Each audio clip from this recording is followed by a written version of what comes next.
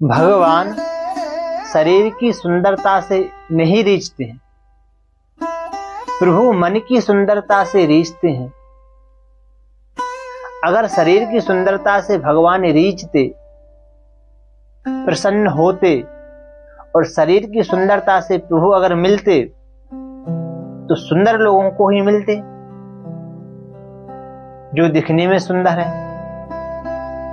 फिर प्रभु कुब्जा को कैसे मिल गए, जो 3 जगह से त्रिवक्र जिसका नाम था, 3 जगह से जो टेढ़ी थी, उसको प्रभु क्यों मिली? तो इदमिथ्यम कोई किसी तरह से कह ही नहीं सकता है। अब शरीर की सुंदरता से अधिक मन की सुंदरता होना विशेष है, आवश्यक है, जरूरी है। और मन की सुंदरता पर प्रभु रीझते हैं। मन की सुंदरता भगवान को खींच लाती है। जैसे सबरी मां वृद्ध हैं, जर्जर अवस्था है, केस पक गए हैं, आंखों से कम दिखता है, कानों से कम सुनाता है, पर एक आस है कि राम आएंगे। गुरुदेव ने कहा है राम आएंगे।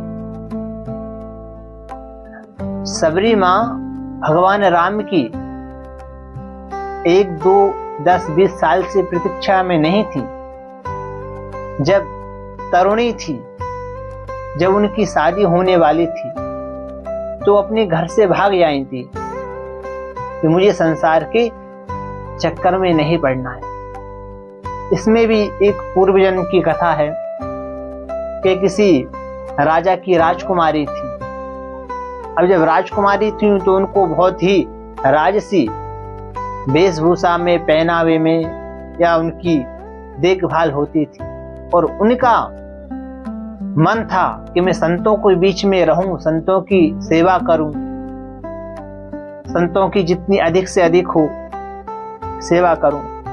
पर एक बार जब प्रयाग में कुंभ लगता है तो वहां राजा के साथ जाती हैं। वहां पर देखती हैं रानी कि यहाँ पर बड़े बड़े संत आए हैं, उनकी सेवा करूं, पर कैसे करूं?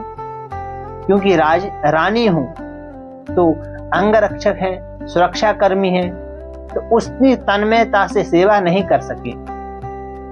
तो त्रिवेणी में उन्होंने अपना आत्मदाह कर दिया। त्रिवेणी में आत्मदाह करने से आत्महत्या भी नहीं लगती।